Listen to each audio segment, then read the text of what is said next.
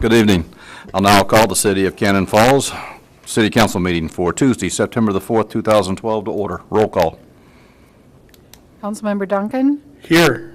Hamas is absent. Holst. Here. Johnson. Here. Mattson. Here. McCusker. Yes. And Mayor Robinson. Here. All please stand for the Pledge of Allegiance. Pledge allegiance to the flag of the United States of America and to the republic for which it stands, one nation, under God, indivisible, with liberty and justice for all. Good evening, everyone, and welcome to the meeting. At this time, the chair will take a motion to approve the agenda as submitted. So moved. I'll second. I have a motion by Merle, second by Bill. All those in favor? Aye. Opposed? Agenda is approved. This time, we'll move to item 5 on the agenda this evening, public input. Citizens may speak to issues not on the agenda. Before speaking, please give your name and address for the minutes, and please limit your comments to 3 minutes. Thank you, Mr. Mayor and members of the council. My name is Matt Schmidt. I'm the... Could you sign in for me, please? Oh, sure, I can do that. I live at 735 High Park Avenue in Red Wing, Minnesota, and I'm the DFL endorsed candidate for state senate here in Cannon Falls and in Senate District 21. And I just wanted to stop by and introduce myself tonight, and I hope that's okay with everyone here. Yeah. I'm a small business owner in Red Wing, and I'm very disappointed with the state government shutdown last year, and I've entered the race for state senate. Knocked on about 12,000 doors this summer, speaking with folks in every corner of the district here. And my campaign and my platform is pretty simple. One, I'd like to send some folks back up to St. Paul willing to deal with our budget problems head on, once and for all, with no more smoke and mirrors. We've had a string of budget deficits here in Minnesota dating back over 10 years, and I'm really disappointed. I think we've been kicking the can forward from year to year. You've seen it here in Cannon Falls with cuts to local government aid, elimination of the homestead property tax credit, a shift in funding for government from the state level down to the local level. And I think it's catching up with a lot of our communities and our schools. It's really putting the pinch on property taxpayers. And that's something that I think we need to reverse that trend. It's not a growth strategy for Minnesota. Incidentally, about 40 years ago was the implementation of the Minnesota Miracle, which was an attempt to relieve property taxes in greater Minnesota. And I think it went a long ways in strengthening our rural communities and small school districts. And I see a slow erosion in that policy. And in the last several years with shifts away from education funding and local government aid, I feel like we're moving in the wrong direction. So my priorities, let's balance this budget once and for all. Let's relieve property taxes on the local level. And third, we've got to work together and get some folks up there willing to work across the party lines, and I think that's something that we're not seeing a whole lot of right now. So I just wanted to introduce myself, and if there's any questions, I'm not sure if you're interested at all, but just wanted to make myself available. I'd be happy to come back at any future date if it's more convenient for the council. But we're out here door knocking in Cannon Falls, our third time through the community this summer, and just thought I'd stop by and say hi to everybody. I have business cards. I'll leave them here if anyone's interested in taking one, and please contact me if you have any questions about my candidacy. All right. Any questions? Is this appropriate time? Good luck to you. Yep. Well, thank you. I appreciate your time and your service, so thanks a lot. Yep. If it's Thanks. okay, I'll take a quick minute to fill this out. Okay. Thank you Thanks for again. making that commitment. Thank you. Right. Is there anyone else that wishes to address the council this evening? If not, we'll move on to the item 6, which is the consent agenda. Items on this area of the agenda may be adopted, or they may be removed and placed on the business area of the agenda for discussion purposes before approving. At this time, for the folks at home, I will read the consent agenda. Item A is the just and correct claims for the accounting period ending August 30th, 2012. Item B is the meeting minutes for the August 21st, 2012 City Council meeting. Item C, Planning Commission and Public Work Commission appointments. Item D, Resolution 1977, adopting the preliminary tax levy and budget collectible in 2013 and setting the public meeting date. And item E, second reading and adoption of Ordinance 322, amending the outdoor dining facilities. Are there anybody that wants to bring anything down? If not, Chair will take a motion to approve the consent agenda as submitted. I'll second. Motion by Merle, second by Bill. All those in favor? Aye. Opposed? Consent agenda is carried. That brings us to item 7 this evening, which is the council business, which is item A, Resolution 1978, requesting certain tax forfeited properties be withheld from public auction for a period of 6 months for a possible conveyance to the city of Cannon Falls. Okay, so as I tried to explain the memo, it's a little complicated situation, but basically what's happened is with the Sandstone Ridge development, all the lots that I identified in the attached map have gone tax forfeit and have gone to the state for public auction. If we were to allow them to go to public auction, technically what could happen is one or multiple parties could come in and buy a single lot, a couple lots, all the lots. We don't know for sure what definitely could happen with that. The concern that we have as staff is that if one party or multiple parties come in to buy certain parts of those lots, they don't know what they're getting into. They don't have the details about the infrastructure issues, the road issues, those sort of things. Our concern is that if somebody comes in and buys a few lots, we don't want to allow, and we really can't allow someone to start trying to build maybe a house or two or anything like that, because it's more of a big picture issue of the whole development has the soil issues, the infrastructure that's in place basically needs to be completely redone.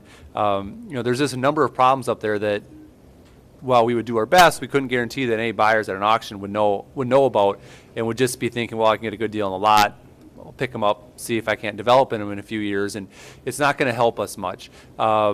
We have a large amount of unpaid assessments, about $280,000 in unpaid assessments on those lots.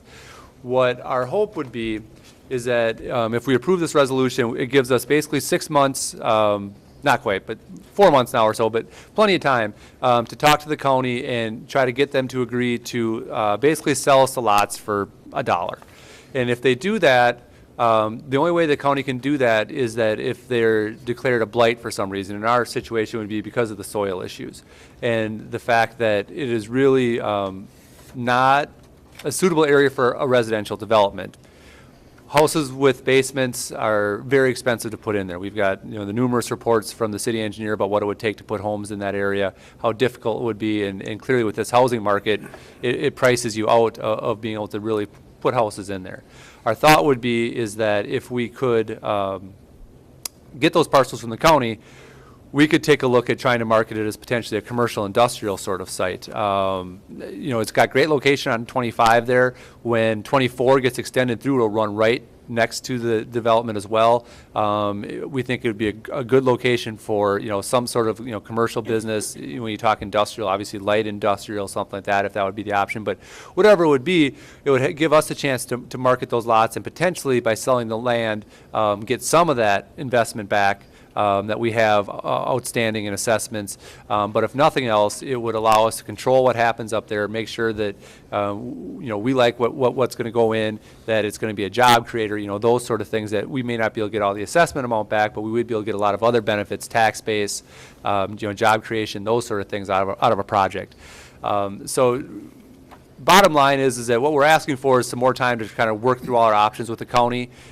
We've been talking about this internally for a while, and then to be honest, I had not heard of the county's ability to sell it back for a reduced amount under market value for blight issues until Kenyon did it with their school. The county's never really brought that up as an option before, and now that they've done with Kenyon, I think they've set a good precedent that they're willing to do this for these sort of redevelopment projects, because Kenyon was able to buy basically that school parcel for $1. They're going to actually share the cost of removal with the county, and then they can market it for whatever they want to with no strings attached. Basically, we could take it over right now without doing anything for free, but we'd have to use it only for parks, basically, is all you can use it for. And in our situation, while it might be a nice location for a park, we've got money invested into it that we'd like to try to see recoup back in some manner, which is why we want to kind of follow the same route as Kenyon in trying to get it back without any strings attached, for us to work towards redeveloping however we see fit. Bottom line, though, is that at the end of this time period, if the council decides that they would rather just not pursue it anymore and just let it go to auction, we can let it go to auction at the end of the 6-month period.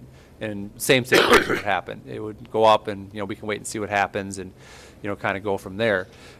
So we just think it might make the most sense for us to try to get it. We can control it then and give us the best, we think, way to get our money back out of those assessments that right now we just don't see ourselves getting through the auction process.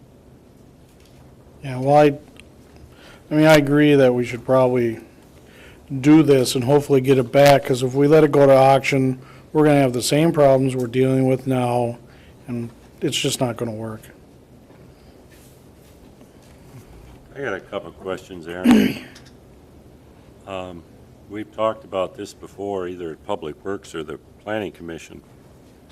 I just don't understand the legal end of it, that normally on a deal like this, the developer comes in, presents their plans to the city says, okay, you know, you can go ahead and do this, this is what we want to do. They go in and put all the sewer and water and infrastructure in, they do all their testing, they pass all their, and the city comes along and we hook up to it and everything is ready to go. In this particular case, from what I've heard, we never got to the phase where we accepted it. We hooked up to it before it was even approved. We hooked up to it before it could even be built on. The biggest concern I have is just driving through there and looking last weekend again is I think we've got one house on the end that actually comes off the structure that the sewer mains and water mains that are there. If you drive through there and look at the road situation and start to imagine if the sewer situation is even half as bad as the road situation, are we legally even tied into, do we legally have the right to go in there and do stuff? We've never accepted it, and if a water main breaks, we could shut the valve off down below.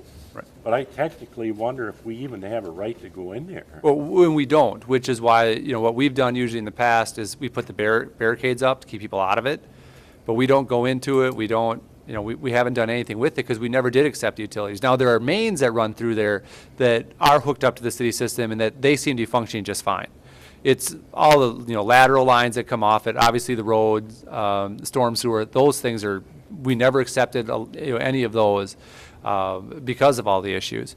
So we don't have any legal, you know, really ability, like you said, if some reason like some water line within there would break, we would shut it off on one side or the other just to stop it from happening, but it wouldn't be us going in there to fix it. It's technically the owner, since we never assumed ownership of any of the utilities in there. In this situation, when we take it over, we get everything back and we can, you know, then we can deal with it again. Then it technically is our responsibility to figure out what we want to do with it all. The thing is that I talked to Greg about is, I told Greg and Tom to think about taking a new main up through the hill there someplace, or get that house on top of the hill tied into Cedar Hills up there somehow. But let's get that whole system out of there. I mean, we got fire hydrants along Highway 25 out there that are technically not even ours. Right. There's a lot of the lines and stuff. We're powered up to them. Yeah, there are a lot of the lines and stuff that are in there that if we took it over and as we developed a plan for it, how we wanted to, you know, see that site kind of work and we want to see done with it, we would remove a lot of them. There's no need for them. Yeah, and the other thing is, I thought about, you know, okay, let's try to get it back, and then what are we going to do? Are we going to rebuild all them streets? We got possibly 7 buildable lots up there. I think what I counted on there was like 35 total lots. Yep. Then I also thought, if we get it back, you know what, let's just explain the situation, the green gumbo clay, there's going to be restrictions.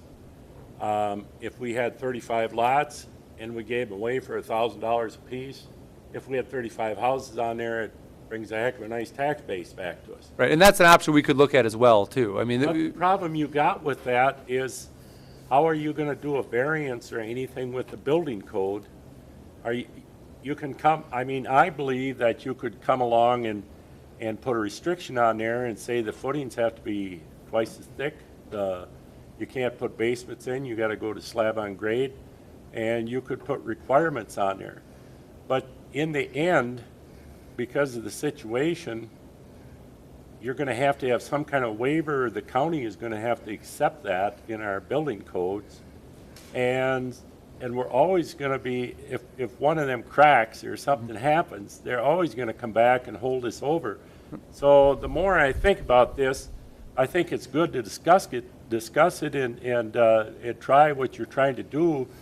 But the more I think about it, I don't want nothing to do with it. All I see is money there. Well, the issue is we've got a significant amount invested into it now that we're hoping we can try to get back out of it with the assessments that are still pending on those parcels. What I think would come out of, if we acquire it and decide to try to figure out what to do with it, is that we would have to look at something that probably isn't residential or is some sort of residential that doesn't require, basements, which pretty much precludes single family. So it would kind of depend really on, what the best use of the site and what we can market and sell it for, really. But there would have to be, obviously restrictions and things, but with us controlling it, then we can at least ensure that that's what's happening, that we don't get, 2 or 3 different smaller developers that come in, pick up a couple parcels, and then get upset with us, and they come in and we won't give them building permits because of the basement issues, and they don't want to deal with those. We've been dealing with that actually for a while now. So there's not a 100% clear answer with it on what we end up ultimately doing with it or how it works, but what our future investment into it, it's hard to say. I mean, the main utilities are there. Would we have to take out some of those other lines that are in there? Yeah, we will have to clear some of that stuff out. So there will be some, costs associated with that. But, depending on what we can, the big thing is we won't have to do any of that until we actually have an end user for it. So if we get it, we can market it. If we find a user that's going to, do some sort of commercial business that, relates to 25 and 24 and the new interchange traffic and those sort of things, then we can figure out what needs to be done. What can we do with the site that makes it fit their plans, and then, work with the developer. What portion do they pay? What portion do we pay? All those sort of things. But it would just be the control of it and the chance at least to get some of that money back in the future. But, what the future costs are for it, it's hard to say until we know what the end user is going to be for it. I think we still have to explore the alternatives of getting that one house off the other system and Right. capping off this system. I think we have got to look at that because with the variance in the ground up there, the other thing is too that I understand this thing is in a bankruptcy and sometimes in those type of situations you don't even know who owns it or what's going on. But in this situation, I was up there Saturday looking it over again, and there's a big backhoe up there and there's a big dump truck using them roads, and they're hauling dirt out of there. So I look at this and say, wow, we don't even know who owns it or how it's all. Well, we sort of know who owns it as far as through the bankruptcies and the different banks and all the other stuff. If you remember, we went through a big, long process where we applied to try to get all these assessments paid for when it went through bankruptcy, and the original company went bankrupt, and that bank that they got lending through went bankrupt, and it ended up with Bank of Scotland was the ultimate final creditor for it. And we did get a small settlement from them. I can't remember what the amount was. It was, it was a very small amount, and that was when they cashed out all these, this developers, all the outstanding amounts, everybody got pennies on the dollar. So we got some money we got what we could out of it. But that doesn't, these things are still there. Now, the developer or some form of it still owns kind of the outlot in the back portion of it. And we're working with the city attorney to look, but our assumption is that if they ever want to do something with that outlot back there, we're going to be bringing up these unpaid assessments for the front portion as part of an original development agreement that they didn't fulfill. So if they want to do anything with the part that they kept in the rear, we're going to want to see these obligations met somehow for that development to happen, but that could be years down the road too. Our bigger concern with this one now is just that we're worried that we're going to perpetuate the same problem of having someone come in and say, well, I want to put a couple of houses up now, see how they sell, put a couple more houses up maybe later, see how they sell. When the problem is we got to look at it as a big picture. We got to fix this whole problem. Because if we start doing that, we end up, like you talked about, you got one house on top that kind of works. Then you put one next to it, maybe that one works, but then this one doesn't, and that one doesn't. And then they're going to come back to us and say, well, you let them build there. Why, my basement doesn't work, the water line broke. Those sort of things. Yeah, the biggest concern I have right now is we're holding our breath that ground doesn't shift or do anything any worse than it has. But then somebody is going in there with a 10-ton truck and hauling dirt and running a big backhoe over these roads. Right. That. If we own, we can control. Yeah. I mean, Right, and that's. Right. That's what we They gotta should be do. in there. But we don't own those roads. Yeah. Leroy? We block off the edges, and that's the best we can do, but they move our things all the time. And from the public safety standpoint, that's one of the things that we've been dealing with is we can't secure that off because we don't have the control of that property. So if this were to go through, it would actually give the city control. We would be able to close that off, keep people from doing illegal dumping, removing dirt, whatever, where now we really don't have any ability to do it. I mean, we've assisted in trying to put some barricades up, but our ability to do anything if they're going around them is pretty much zero. Right. If we own it, we can ticket them, we can, we What, have that authority. they have access from Cedar Hills, the one house that we did allow up there. So why is it a big thing to block, or is that a township or a county thing, because that's a county road? It's private property. Yeah, we do block it, but people And just move it. We can block it on our city streets, but if it gets moved and people are in there, there's really nothing that we can do as far as charging them with it. The county attorney's office views it as unposted property, Right. and there's nothing that we can charge them with. And there's not really an owner to post it, and if there is, they have no interest in posting it, so we can't enforce anything. I mean, Dave and I met with the partnership that bought up a bunch of that, and, basically, they said all sort of nice answers, but they never did anything, other than wait for it to go to tax forfeiture and get off their hands.